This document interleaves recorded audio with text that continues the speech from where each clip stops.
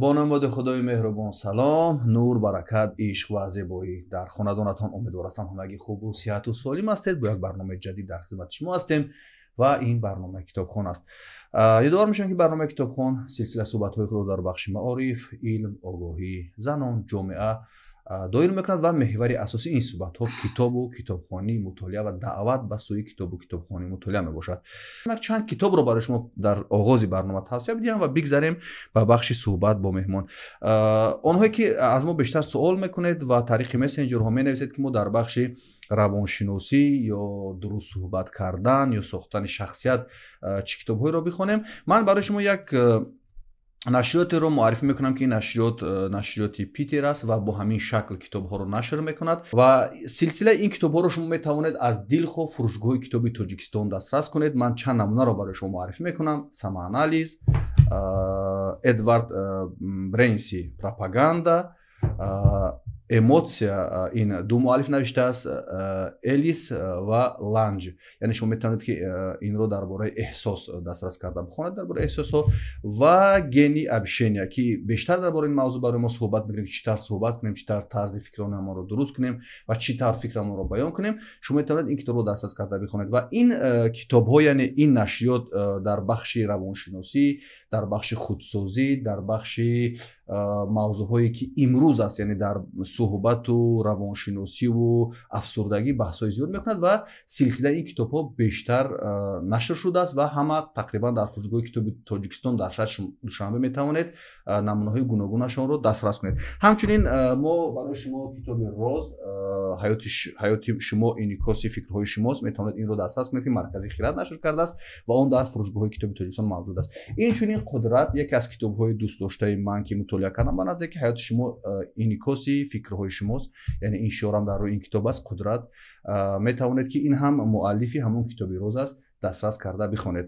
اکنون میگذاریم به معرفی مهمونی برنامه. با برنامه خیلی خوش آمدید و در صحبت با ما قرار دارند جنت عبداللهی و یک فعال شبکه اجتماعی و نفری که امروز در شبکه اینستاگرام و دیگر شبکه‌های اجتماعی خیلی معروف هستند، نوارهایشان پربیننده هستند و در یک بخش مهم روانشناسی، رواندرمانی و مناسبت اویل‌ها بیشتر رولیک‌ها تهیه می‌کنند. با برنامه کتابخوان خوش آمدید. تشکر که دعوت را پذیرفتید. بگویید چه حال و احوال دارید و زندگی رو در شهر عزیزمان دوشنبه چگونه پس سر می‌کنید؟ السلام علیکم با شما و با تمام شنوندگان شما. برای که مرا در برنامه خودتان دعوت کردین و ما پیشنهادی شما را قبول کردم، به نهایت بصبرانه انتظار شدم، اومدم اینجا. خواستم که سخنهای خدمت، فکرهای خدمت در تماشابینان رسانم. معمولا زنها در بخشی می‌بینیم بلاگرها هستند که درباره سرود و موسیقی، رقاصگی، پخت خوباست و این چیزهای دیگر، ولی شما اومدید در بخش رواندرمانی. چرا؟ انسان‌ها از زمو زخمی ته استفاده میبرند، ما به ته ضربه میزنند. من زیاد ضربه خوردم در زندگی.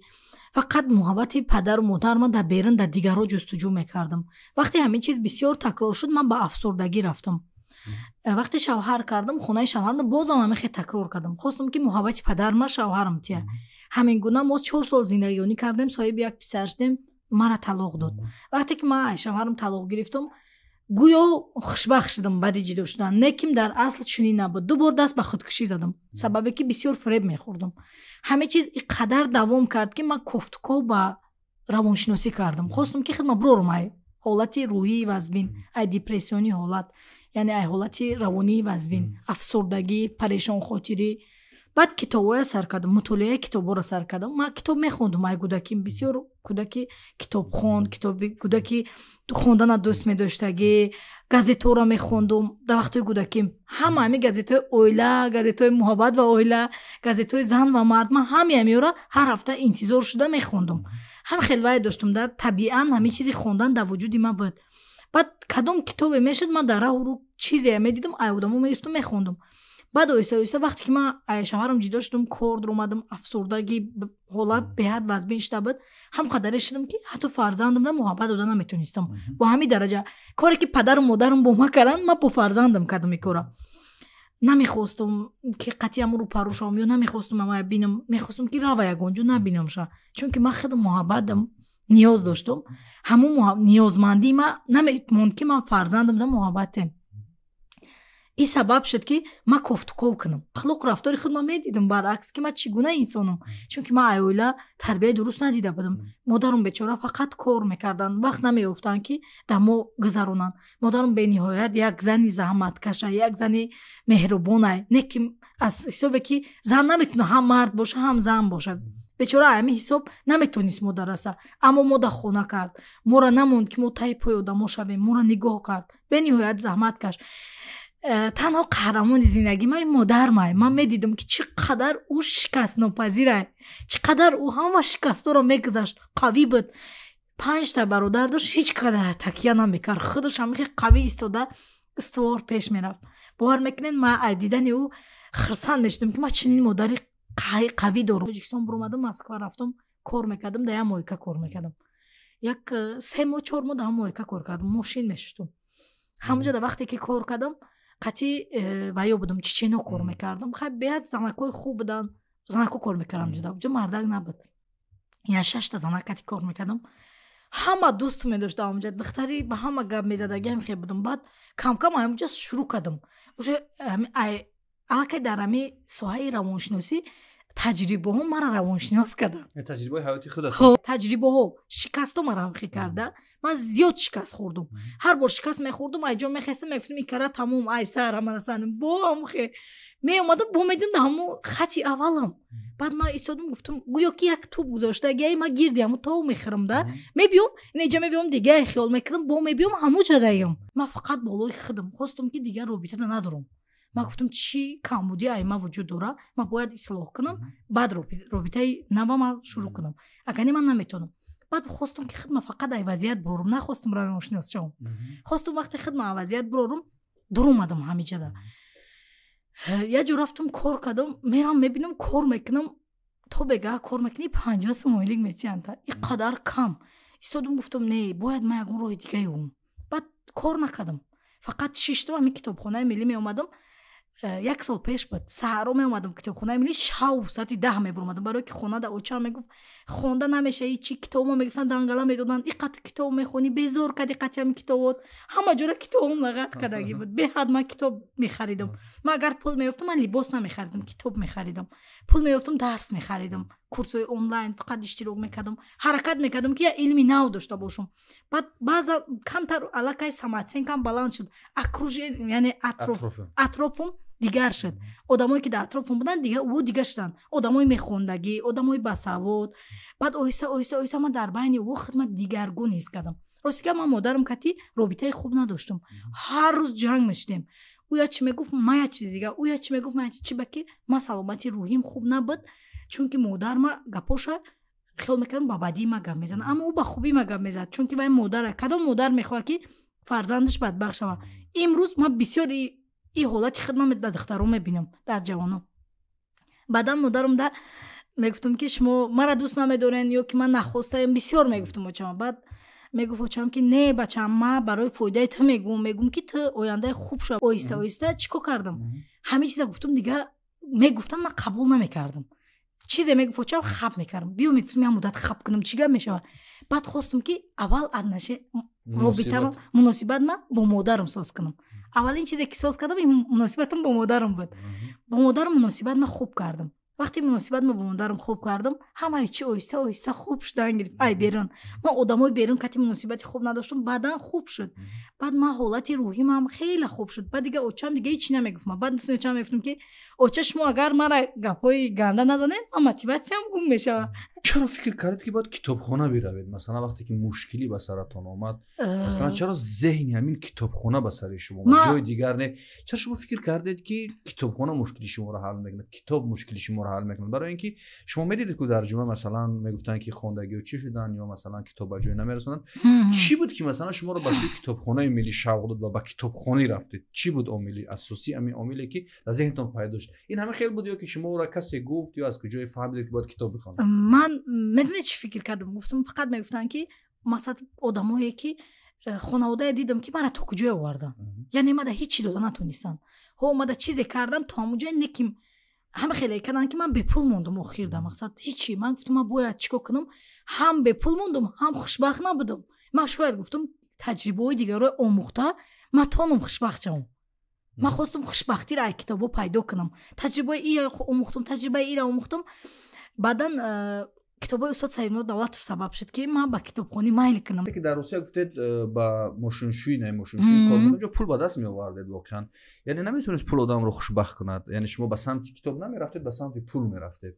من میدونی 10 ماه اونجا ایستادم، من خوشبخت، من خدمت بدبخت ای وطن دور، من بدبخت خدمت ایست کردم. یعنی پول کار می‌کرد شما؟ پول بود، من به پول نبودم. پولم بود، میتونستم زندگی کنم، جام سوز بود، همه طرفا سوز بودم. نه که من یک چیز فهمیدم که هیچ جای وطنی آدم نمیگرفته. یعنی وطنی آدم مهم است. واه به نهایت. من وقتی که از روسیه برگشتم اومدم، یک مقصد کتی اومدم. من اگر دوباره با دیگر مهاجرت روم، تنها برای استراحت میرم. یعنی برای سیاحت میرم. سیاحت میرم، تنها سیاحت. نباید من برای کار، من غلام نیستم. من باید در وطن خودم اگر کارم کنی، خدمتم کنی، در وطن خودت غلام نمیشی. تو خدمتی مردم خودت میکنی. اما در اونجا تو که رنگی غلام طرف نگاه میکنن. برصورت برای من خیلی عجیب است که یک زن تاجیک وقتی که مشکلی به سرش اومد و خواست خودش را تغییر بدهد و سمت کتابخانه رفت و گفتید کتاب‌های سیدنور دولت رو مطالعه می‌کردید و در کتابخانه مثلا وقتی میرید که دیگران رو شناس میشید، دیگران رو می‌بینید، اونا چه زمینه‌ای مطالعه می‌کردن و چی اونا اونجا دوستا پیدا کرد و عموما محیط کتابخانه چی؟ اونها تصویر کنید که چی لذت می‌برد از محیط کتابخانه. من وقتی کتابخانه می‌درآمدم، من خودم آرام حس می‌کردم، در یک آرامش عمیق حس می‌کردم. چی بکی من یک ایگوداکیم یک عادت داشتم که بین کتابا در راحت بودم.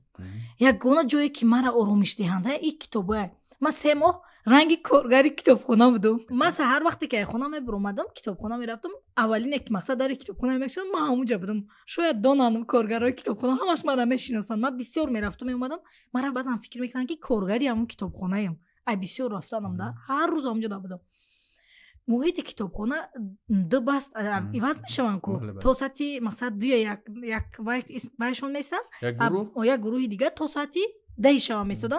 من قریب که ساعت 9 شب میبرمدم تا ای سحر ساعتی 8 تا 9 شب اونجا بودم.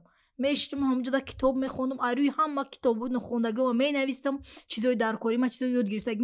من یه عادت داشتم که یه ورق میخوندم و یه ورق چیزی میفهمیدم و مینویستم. چی برداشت کردین از کتاب؟ چیزی همش. بعد همین خیلی قریب نزدیک ای 40 تا دفتر پر کردگیم. از 40 دفتر دارید همراهتون پر کرد. обштетира то که دوران همو پر کردم موندگیم. وقتی که مینویسه انسان علم میگم با نوشتن در ذهن نقش میبنده. بعد وقتی که در جا صحبت کردنی هم میشی میسی هم میگه ای هم کتاب ما همین چیز گرفته بودم بودم این چیز. یعنی بود کتابایی که گشته برگشته خوندید و چی کتابایی بود که واقعا گفتید از کتابای سیدنور دولت شروع کردید و دیگر کتابایی هم بودن که ذهنتون رو تغییر دادن، گفتین واه این کتاب چقدر کتاب خوب و من گشته برگشته نخوندم. اولین کتابی که من گشته و برگشته خوندم این کتاب بود. من زیاده ای برای که مرا ای حالت همین برآورد. چون که وقتی غمگین نشم میگه درجه هر یک چیز مثال آوردگی، قصه های خوب آوردگی، میگه چی به غمگین میشی وای میبره. من ایره گشته و برگشته زیاده از 10 مرتبه یا 15 مرتبه خوندگیم. کتابای استاد سیدنور دولتov هر یک چیز 4 بار 5 بار خوندگیم. کتاب دلی کارنگی ایکو بله چی باید چی گونه دوستان رو یافت، چی باید کرد. اناموشه همو یگونه کتابی بود که مرا ای تمامی حالتهای وزبین روحی نجات داد. وقتی که من خیلی با فهمیدم که من هیچ که توصیه نداد. من یک روز شتگیم، یک دخترک استودنت رو پارم شتگه دانشجو رو پارم شتگه همین در پشتش نویسگیم چی باید کرد در حالت هیجان و همین خیلی. بعد گفتم که یا میدم کتاب میتین. بعد کتاب گرفتم که شدم باور میکنین در یک مشکلی وزبین بدم. همون کتاب گرفتم گفتم ایره خداوند ما در روی کدگه، مرا ایره خداوند روی کدگه، این چیزی عادی نیست. کتاب شدم وقتی خوندم دادم رفتم زکات کردم. ای گفتم که همیرا بره، گفت ایجا نیست ایجا زکات میکنی. رفتم زکات کردم آوردم. ای همون روز من سحر کردم نوشتن. یعنی با توصیه اون کتاب نوشتن شروع کردم. با توصیه اون کتاب گفت که سوال تین که مشکلتون چیه. بعد سوال دادم که چی به مشکلی اومده. با وقتی سوال میتیم آخرش دم بره خدم. این چیز مرا وای کرده، با نوشتن شوق پیدا کرد. شوق که من با نوشتن پیدا شد. بعد همه خیلی ما فقط شوق کتاب برای طرف کتابخانه برای چی رفتم. وقتی اونجا میرفتی به حضور کتاب خونده میشوه. درسام نوشتنی میموندم، درسای کورس داشتم آنلاین. یک درسی که کورسی که میخریدم 40 بار تکرار تیارش میکردم. 40 مرتبه یک درس رو تکرار میکردی؟ با مینویستم همون 40 بار. بعضا درسای بود که سوال میومد، من همون سوالا که من 20 بار تکرار به تکرار جواب میدادم، چون که وقتی سوال بسیار جواب میدادم ذهنی من بعد با میگفتم مقایسه میکردم این کراتش خیلی جواب دادم او کراتش خیلی جواب دادم، بعد مقایسه میکردم دهم کراتش یکم کراتش ای زمین تو آسمان فرق میکنه. من ایرا میدیدم میگفتم ها значит که همین قدر ما بسیارتر سوال تیم ما هوی میشیم. همین خیلی ما فقط میخواستم خدمت حالت بروم تمام دیگه چی نمیخواستم. شما در آن نمیخواست یک به حیث یک روانشناس فعالیت کنید، به حیث یک ترینر فعالیت کنید، استاد فعالیت کنید، مردم رو توصیه بدید، این چیزا نبود. و شما گفتید که بدون توصیه بعضی کتاب ها رو خوندید، یعنی کسی هم نبودن که به شما توصیه بدن که کتابای دیگر رو بخونید، مثلا از سمت کلاسیک ها بروید یا ادبیات جهان مطالعه کنید یا نمیدونم رمان های گوناگون مطالعه کنید و شما از دیگرها مشورت نمیگیرید، حتی کارمندان کتابخانه به شما مشورت نمیدن نه و یا به فکرم خود چون قدر کتابخانه نبودن مشورت نمیدادن. من میگفتم شما چه خیلی جای راحت میستین، اینجا جای کار شما جای ویده آدم جای خوب است، فضاش به حد آروم کننده. میگفتم با یو خیلی نگاه نمیکردن در این چیز، به عنوان یک کار نگاه من در این چیز من یک استراحت برای خودم میدونستم. همونجا میدرومادم که من یک آرومی فرا میگرفت برای که کتابا میدیدم که خیلی دلم گم میزد. من با درجه کتاب دوست می‌داشتم که کتابخانه میدرومادم گورزدالر میدرومادم سحر میدیدم که ساعت 2 شده در همون کتابخانه غرق میشدم. کتاب خری میدرومادم یک روز من بودای کتاب خریدم، من جو توبگا علاقه توبگا در همون دوری کتابخانه میموندم. همه خیلی وایب بود. من هر ماه من برای خودم در اونجا سانیتارکا که کار میکردم اویلیکم کم بود. اول من سانیتارکا کار میکردم، هر ماه 1000 سوم اویلیک میگرفتم، از سر 1000 سوم 200 سوم کتاب میخریدم برای خودم، برای رشد یافتن خودم، برای رشد یافتن خودم، نه برای رشد، نه برای که میخواستم لذت میبرد از اون کتابو. بسیار بهانه برایم پیش میارن که برای خریدن کتاب قدرت ندارن، برای تغییر در خودشون فرصت ندارن برای خواندن کتاب. میتواند این تجربه شما یک کار خوب شود. ولی یک چیز دیگر، شما مثلا از گلستان، بوستان، مثلا مثنوی، شاهنامه چیزا میخوندید یا که مثلا نه ای مثنوی فقط خوندگیم، شاهنامه هم کم بیش خوندگیم بسیار. نه به خاطر چی میگم که بسیار از مثلا اروپایی که امریکایی که ما در خاطر بسیار از زمین با عنوان خوانده میگن مثلا من وقتی که رو به مثنوی مولانا آوردم من از این حالت بیرون شدم، فلان قصه برای من تاثیر کرد، بله، یا فلان غزل برای من تاثیر کرد. برای این گفتم که شاید این توصیه برای شما نبودن که شما کمتر به این سمت بروید. ولی شما بیشتر وقتی که من بعضی نوارهاتون بچه‌ها برای من نشون دادن، چون من در اینستاگرام فعالیت نمیکنم و ما نشون دادم، من دیدم شما بیشتر برای مناسبت‌های اولیوی تلاش میکنید و یک چیز به ذهنم اومد که شما این قدر تجربه خوب از کتاب و کتابخوانی داشتید، چرا به همون مشتریاتون توصیه نمیدید یا مشتریاتون اون کسانی که شما رو گوش میکنن نمیگید که کتاب خوانید؟ گفتگیم چند ویدیوم داشته درباره کتابخوانی شما اینجا بسیار. ولی چی شد که تصمیم گرفتید در شبکه اینستاگرام همون وبنامه خودتون رو فعال کنید و تلاش کنید با زنها مشورت بدهید؟ این چرا این خیلی شد؟ مخصوص گفتید برای خودتون خواستید خودتون خوشبخت شد، خودتون از مشکلی برید، ولی این رو عمومی کردید و اکنون به مردم توصیه میدهید و این از کجا شروع شد؟ انسانی که 28 سال در زندان بود، آزادی را دیدگی نبود، به آزادی رسید. من آزادی فکری، آزادی معنوی. وقتی که انسانی که فکر میکنه که آزاده نه که در درونش زیقه و آزاد نیست و زندانیه، زندانی فکریه، چی زندانی بیرون باشه چی زندانی فکری. وقتی در من ایمی حالت بر اومدم که یک خوشبخت‌ترین زنی روی زمین خدمت احساس کردم، با وجودی که من زنی تنها بودم، دم کودک محبت دادن یاد گرفتم و اطرافیانم مرا دیگه خیلی دوست داشتن، همه مرا قبول کردن. چگونه ای که خودت به آزادی فکری رسیدی، هزارها و میلیون‌ها زنان و جوانانی هستن که مثل تو در همین خیلی چرخه زنجیری تقدیر میگن که چه خیلی تقدیری بد میگن در قوله، تقدیری بد وجود نداره. ما شاید که در عائله کم بزاعت، در عائله که کتاب نمیخونن به دنیا اومدن این تقدیری ما باشه، اما ای دنیا به همین خیلی حالت در رفتن این تقدیری ما نیست، این علاقه انتخابی ماست. چون که من یک عائله برآمدگیم که عموما کتاب نمیخونن، یگان کس در عائله ما کتاب خونی میخوندن تا همین درجه بود. یگان کس در عائله ما کتاب نمیخوند، دختر خونده چی میشود، دختر چی با میخونه، دختر باید شو کنه، همین کلمات چی در سر ما باید که فقط احتیاج به شوهر یا که احتیاج به همین باید داشته باشد. زن هم برای می قاعده در عائله ما همین گونه بود. بعد من میترسیدم که اگر شبکه اجتماعی برم خیلی بدن خشت رو میت چی با اومدی بر اومد کردی خیلی وای میکنن. ما بعد یکم روزی که من با ترسم روبرو شدم، من بر اومدم بر اومد کردم، خیلی قیند بود، одамо гапои қабеҳ бисёр задан, ма беҳад бисёр задан. Роҳ афтода шудам, шикастам, бо хай бархестам, чанд бор шикастам, хестам. Ҳамин хел 4 моҳ давом кард ки одамо суханои қабеҳ мара гуфтан мегирифтанд. вақте ки шурӯъ кардам, ман тарсам кати якум рӯбарӯ шудам. хонаводаи мо намедонистанд ки ман аллакай равоншинос шудагиам. очам пурсид чӣ кор мекунӣ? Гуфтам ҳамихели. очам нагуфтам ки агар бугум ол мега ки ту ҳеч намешӣ. бо ҳамин гапа такрор мекунам. давом додум, корма давом додум. бовар мекунед ба як ҷое расид ки ман хостам ҳамин хушбахтие ки дар дуруни ман аст дигар занона дидам ҳамин чиза. беҳад вохӯрдум. баъдам фақат ман қатъи ҳамин хел занон рӯбарӯ шудан гирифтам. дидам ки ин мушкилӣ дар ман нест, дар кулли ҳамин мардами ҷомеаи мо ҳаст. бисёр занои мушкилия дора. бовар мекунед духтаро ҳастанд фақат дар камбуди муҳаббат калон шудагиянд. як хел одаморо мебинам 3-4 шавҳар кардагиянд. бовар кунед барои чӣ? ҷустуҷӯи муҳаббат, камбуди муҳаббат. ҳамин чиз мара маҷбур кард ки ман бурум шабакаҳои иҷтимоӣ ва чӣ кор кунам, як ҳиссаи дарди худам дар ӯ бугум, ҳамдарди ӯ бошум. баъдан хостам бугум ки азизони ман, занони азиз ва касони ҷавононе ки шумо камбуди муҳаббат дар калон шуден, танҳо нестен. ман бо шумоюм. ман ҳамин ҳолат буромадам, пас шумо ҳам метонен бароен. хостам ҳамин чиза чӣ кор кунам, дар мо гум. ҳамаи чизе ки дар зиндагии ман омад, аввалинаш аз китобо сар шуд. китобо оҳиста оҳиста дӯсти наздики ман буданд, сирдори ман буданд, роздори ман буданд. бовар мекунед мегуфтанд ки хонда чӣ мешӣ, одам бекор бошӣ, ба китоб мехонӣ. ман ҳама қадар кор доштам ки саҳар соати 6 мерафтам, 8 мебуромадам. бо вуҷуди ин 24 та хона буд, ҳамаш дар ихтиёрам буд, кор мекардам. ман шав вақт меёфтам, китоб мехондам. ягон китоб ака вақто намехостам ҳеҷ шавм.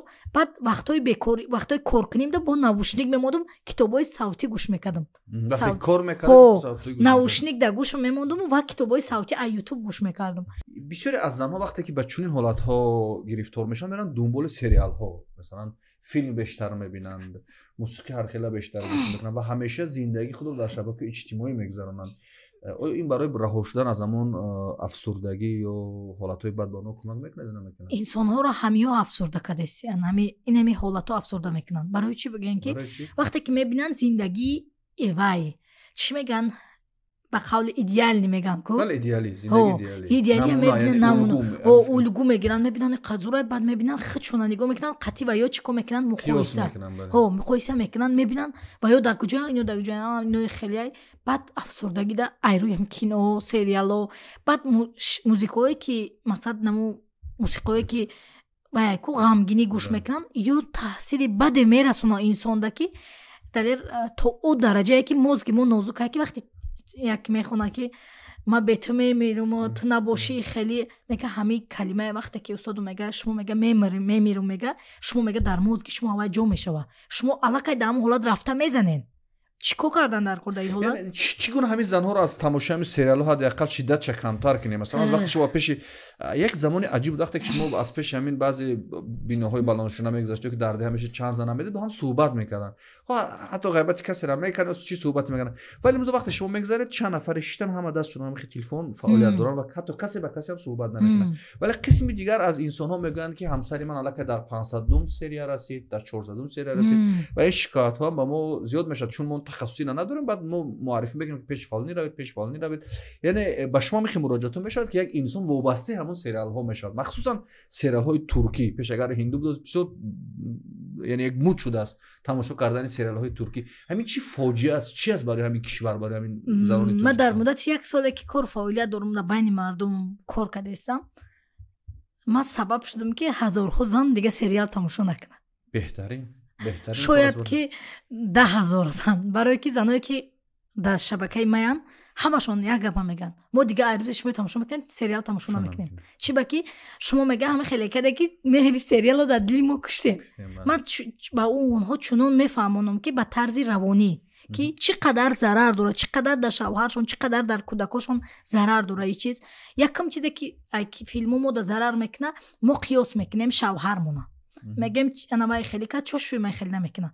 баъд айрӯям мешаванд ҷанг, баъд оҳиста муҳаббат ай байн мерава, баъд ҳамин чиз маҷбур мекунад. баъзан заноне ки бероҳа мешаванд айсоби ами ай бо аз пишим сериалҳо ай пуштиним сериалҳо чӣ ба ки да уҷа фақат хиёнат аёхе да у сериалҳо ва хиёнат чи зебо нишон метавад мега чизи маъмулӣ аст чизи оддӣ яъне аст ки қати шавҳариш соз нест мерава қати дигар кас хиёнат мекуна ҳамин кинои ишқи мамнӯъ буд ман тамошо кардагим да гудак будам он вақто ман ҳамура асос ҳамон одамое ки хиёнат кардагиан ҳамош мада маъқул будан анака бинен ки то кадом дараҷа нишон додагиан ки ман мегуфтам ки ин шуш пирай ӯ бачаи ёшай қати ӯ боша беҳтар аст яъне хиёната ҳама хел нишон медоданд ки гӯё ки ҳамо дурустай ҳамин чиз вақте ки дар сари ман ҷо шуд ман зиндагимда хуб нашуд барои ки ман ҳамун қиссаро дӯст медоштам ҳамун қиссаи ҳамун ҷо баъдан ҳозир фаҳмидам ки вай чӣ қадар таъсири бад мегузорад одамое ки ман як нафар кати суҳбат кардам ҳозир як чӣ мегӯм ҳайрон мешавед як бача гуфт ки хай занам гуфт хиёнат карда фақат гап заданаша қапидам гуфт баъд пурсидам ки падар модари духтар чӣ хеле гуфт хай одамои хубан мебиём на падари модари бача ягон роҳи бадан ягон кораанд на падари модари духтар ман гуфтам сабаб чӣ боша ки и хиёнат кадай баъд рости гап консултатсияи ман 1 соата 3 соат давом кард чунки ман як вай хидмат дорам як қонуни равиши хидмат дорам ки я методики хидмат дорам ки дар як сеанс як мушварада ман мушкили одама муайян мекунам айнан мегӯм ки ина шумо агар мада муроҷиат кунед мегӯем ки ман ҳамаи ҳолати афсурдагӣ даем шумо 3-4 савол кардем ман муайян мекунам ки шумо чаро дар ин ҳолатен ва сабабаш чи решаш кадомай ман решаи ҳамон вайда сӯзан мезанам решаи ҳамон мушкилда зуд пайдо мекунам ин чиз истеъдоди худододай мада зуд пайдо карда ва чикор кардан ва проблемаи ҳамон мушкила роҳи ҳалша ёфтан зуд меом роҳи ҳалша мекунам агар касе истифода барад зуд дар ин ҳолат мебурояд лекин бисёрш мебиёянд барои худшона холӣ кардан ва истифода намебаранд агар истифода баранд фоидаи беҳад хуб мегиранд бисёр занҳое буданд ки айшушон дубор ҷидо шуда буданд ва омадан ҳозир зиндагии хуб суҳбат кардед яъне 3 соат гузашт 3 соат анака гӯшнед чӣ гап шуд вақте 3 соат суҳбат кардем ман намеёмам мушкила вақте ки ман мушкила наёмам ман бениҳоят зиқ мешавам ман мехоҳам ки баром муҳим нест ки ӯ сеанс чанд соата ман бояд чӣ кор кунам мушкила ҳал кунам бояд мушкила ҳал кунам чунки мақсади ман пул нест ку мақсади ман кӯмак ба мардумай вақте ки мақсади ман кӯмак ба мардумай дар аввал ман мехостам ки ройгон одамода хизмат кунам қадр намекардем чизи ройгона қад мекунем ки агар ин соз мешуд яъне ки баъд ха 3 соат давом кард аллакай маблағ 1 соата додагай 3 соат давом кард чунки ман давом додестам мепурсам хай дидам ки намешавад гуфтам чӣ кино тамошо мекунӣ гуфт ки кино тамошо намекунам иҷам омадам рӯз мондам ман мегӯм охиш чӣ кор мекунӣ дар тӯли рӯз корое мекарда ки бугӯ гуфтам подписчикое ки мақсад одамо дар обуна шудагӣ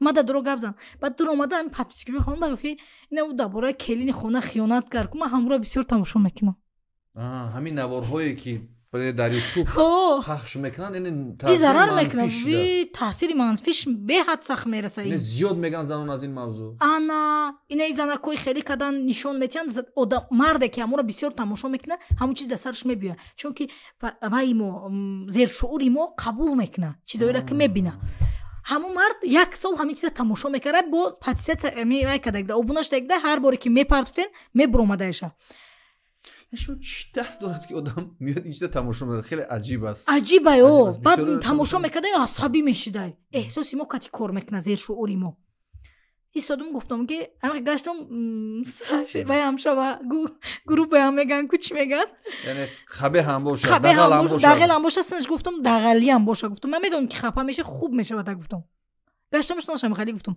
чунки 3 соат вақт магирифт ин қадар давом кард гуфтам шуморо хуб мешава айби шумо эдаиҷа чихе гуфт апа май гап зада айби май гуфтам конечно айби шумо албатта ки айби шумо гуфт чӣ ба айби май ман гуфтам чӣ ба тамошо мекунӣ шумода чӣ лозима ами чӣ метиятуна пул метиятуна оликтон метия ё ки тарифтон мекунанд чӣ мекунанд ҳичи гуфтам отписатсия кунен ҳозир дуроин гуфтам отписатсия кунен атмен накунен дига гуфтам тамошо накунен ҳамсартуна гуфтам қатиш рафтори дуруст кунен барое ки сабабгору шумо шудагин вақте ки дар даруни зершуури мо як чиз медурояд ку бояд дар зиндагӣ мо ай америка ҳам боша мегира мебиёраша зершуури мо ҳамаи хеле қудрате дорад ки ҳар чизе ки дар даруни сари мо фикр карда меша ман бовар мекунем баъзан чизое буд ки баҳор нависа ӯ сол баҳор нависа будам ман мекишам ман 90 чанд фоизашда расидам یعنی اون چیزی که فکر میکرد، اون چیزی که نقشه شده همش من رسیدم. خب شاید این موضوع خیلی صحبت ها طولانی میشه، ولی من میخواستم یه دو سوال کلی دیگه بدیم صحبت به انجام برسونیم و شاید بعداً با شما در این موضوع صحبت کنیم و خیلی خوشحال هستم که چنین زنان و بانوان هستن که در این مسائل های اخلاقی جامعه فکر میکنن. یک اشاره به همین نوارهایی کردید که بسیار مود شد این وقت، یعنی کلین خانه را قپیدن، همسر خانه را قپیدن، شوهر با فرزند خیانت کرد و این در اویلای تاجیک نبود، ولی با اومدن این اینترنت این چیزا پهن شدن. فکر میکنه تا کجا واقعا ضرر دارن پهن کردن همین گونه نوارها و چرا باید نکنیم پهن این نوار رو؟ بهتر نیست؟ یعنی بسیار میگن که اینا به خاطر اون ما نشر میکنیم که برای دیگران درس عبرت شوند، ولی هر باری که ما این مهمونای صحبت میکنیم از کسانی میپرسیم میگن برعکس این تاثیر منفی دارد برای جامعه. دلیر من یک چیز فهمیدم که چقدر مگر ما در فکرمون بالای بدی مونیم، یعنی که پس رفت مونیم، ما پس رفتن میگیریم. مثل اینه که یک شیر و یک گرگ هسته، اگر ما کدامش ده بسیار غذا چیم همو زنده میمونه. اگر ما چیزای بد پخش کردن گیریم بدی بزرگ شده رفتن میگیره. بله بزرگ شده رفتن میگیره. اگر ما همو را چیکار کنیم غذا نتیم، فقط شعر در غذا تیم، یعنی چیزای خوب، کتابخوانی. اگر هر یک انسان یا هر یک بلاگری که میبره و میکنه آدما را به کتابخوانی دعوت کنه، حاضر یک خوب، طبیعت، زیبایی، پخت و پس خیلی کار زیاد است. خیلی کار زیاد است. شما در یک برایتون من گفتید به 600 زن کمکی روانی رسوندید و بیشتر کدام قشر جامعه به شما مراجعت میکنن؟ چون این تاجیکستان خیلی از یک گروه مردم در مهاجرت هستند و بیشتر زنهای ما همسرای خود رو در 6 شاید در 1 سال شاید سالها نمیبینند و میگفتید کدام قشر جامعه بیشتر برای شما مراجعت میکنن؟ اونا ثروتمند هستند، فقیر هستند، بیکار هستند، خانه نشین هستند یا کارگر هستند؟ معمولا کدام قشر زنها به شما مراجعت میکنن در بخش افسردگی و روانشناسی؟ ثروتمندان. یعنی ثروتمندان بیشتر افسردگی دارن؟ ثروتمندان به حد بسیارن ما مراجعت میکنن. بعضانش میپیان میگه ما دا پولش مهم نیست، مهم ما همین حالت برم.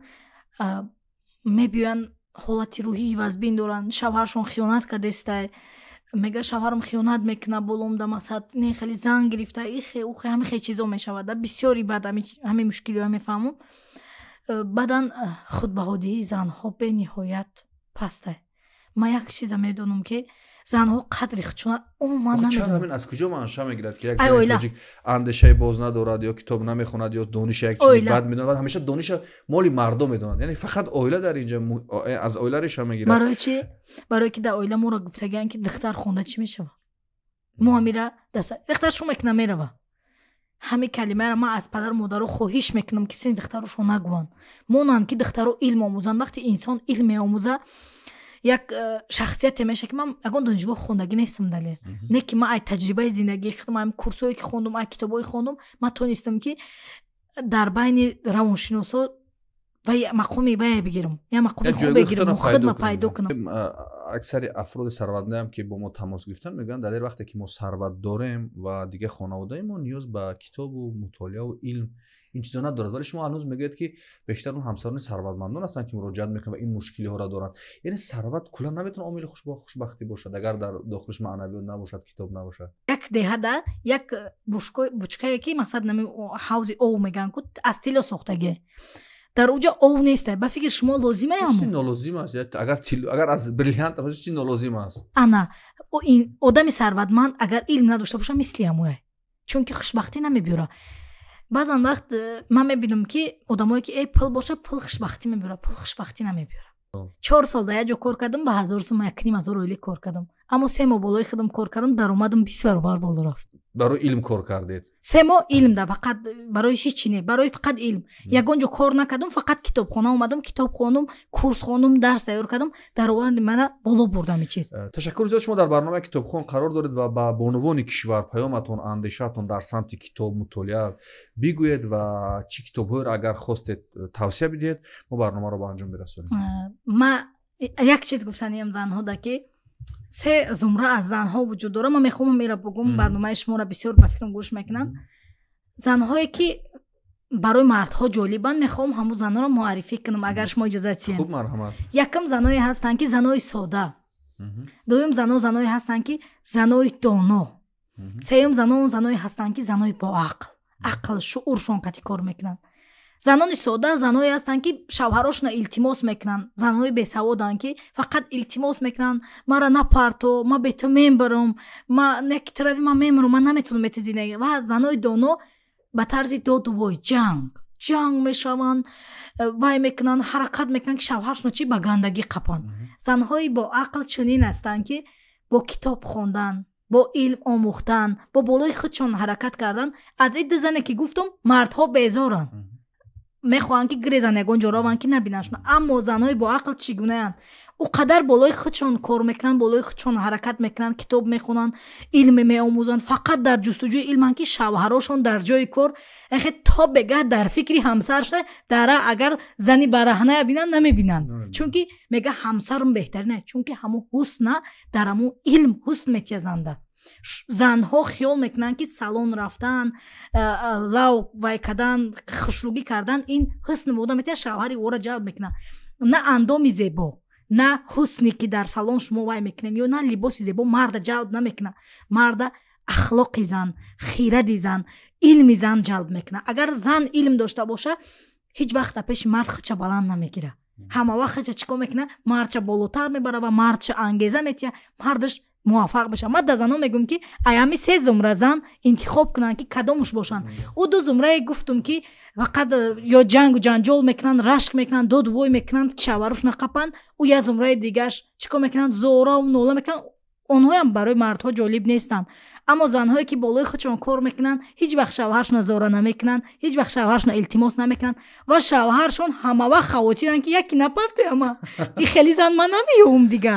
мегӯяд ку саъди зани фармонбардори порсо кунад марди дарвешро подшоҳ. яъне масалан 500-600 соли пеш ин бузургони мо омада гуфтанд ки зани фармонбардори порсо кунад марди дарвешро подшоҳ. дар ин барнома вақте ки мо ягон зани донишманда миёрем, вақте суҳбат мекунад баъд як эрод мешавад, мегӯянд ки модари Сино ҳам донишманд буд, модари Ғазолӣ ҳам донишманд буд, модари Бухорӣ ҳам кадом академияро хонда буд. ино ин гуна баҳонаҳоро меоранд. аввале ки дар он замонҳо ин гуна донишгоҳҳо набуданд ва баъдан агар мо як ҷустуҷӯ кунем, як таҳқиқ анҷом будем, воқеан мебинем дар баъзи ҳамон тарҷумаи ҳол вақте ки мехонем мегӯям бисёр модараш модари оқил буд, бисёр модараш як модари порсо буд, модари ботақво буд. чун натиҷаи тақво, натиҷаи порсоӣ, натиҷаи оқилӣ табдил меша ба ҳикмат ва ӯ ҳикмат мегзара ба фарзанд ва ӯ фарзанд мешавад як фарзанди бузург. тоби ғамгин нашав. аввалин китобе ки далер мара кӯмак кардаги ай ҳолати афсурдагӣ бурум. ман ира зиёда аз 20 бор хондагиам. беҳад бисёр. ман китобома ягонча як бор намехонам. 10 бор, 7 бор, 8 бор мехонам. ҳозирам ман китоб мехонам. баъд китоби Зиг Зигларам аёдам бурмадай биёрам ша. Зиг Зигларам ҳаста бениҳоят китоби хуба.